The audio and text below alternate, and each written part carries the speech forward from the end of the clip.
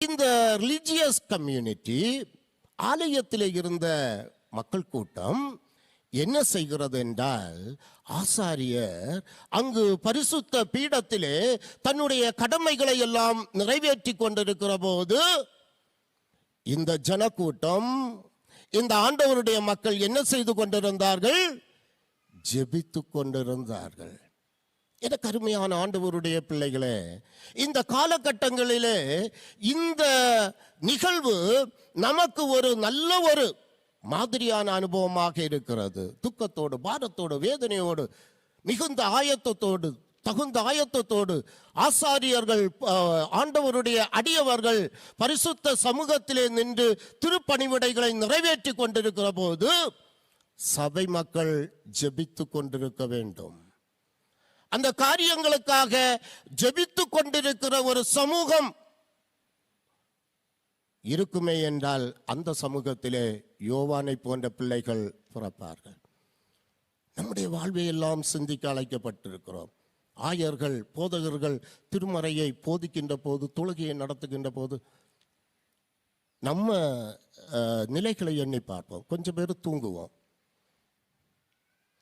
கொஞ்சம் பேர் ஏதோ அவர் சொல்றாரு, அவருக்கு வேலை இது. கொஞ்சம் பேர் இவர் தொடங்கிட்டாரு, இவர் இப்போ நிறுத்த மாட்டார். கொஞ்சம் பேர்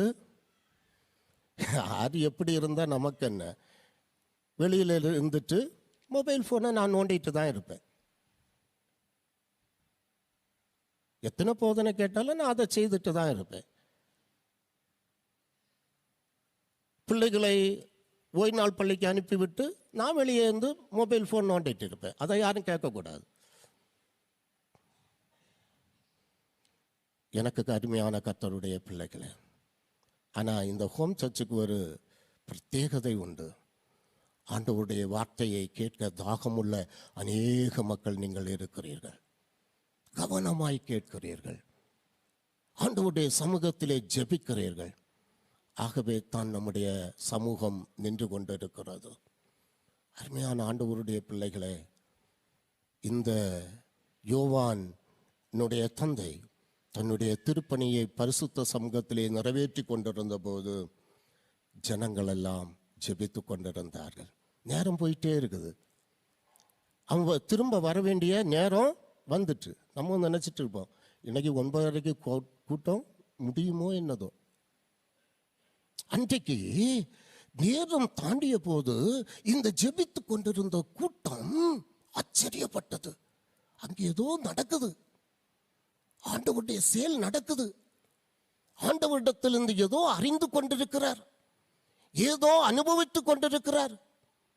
இதை அறிய விரும்பி அவர் வருகின்ற போது அப்படியே பார்க்குறாங்க. பாருங்க, லூக்கா எழுதிய நற்செய்தி நூல் 1ஆம் அதிகாரம் 21, 22 வசனங்களிலே நாம் பார்க்கின்ற போது, திருக்கோயிலில் அவர் காலம் தாழ்த்துவதை கண்டு அவர்கள் வியப்படைந்தார்கள். அவர் வெளியே வருகின்ற போது பேச முடியாதவராயிருந்தார். ஆதலால் திருக்கோயிலே ஏதோ காட்சி அவர் கண்டிருக்க வேண்டும் என்று அவர்கள் உணர்ந்தார்கள். அப்படிப்பட்ட ஒரு சமூகத்திலே யோவான் பிறந்தார் என்று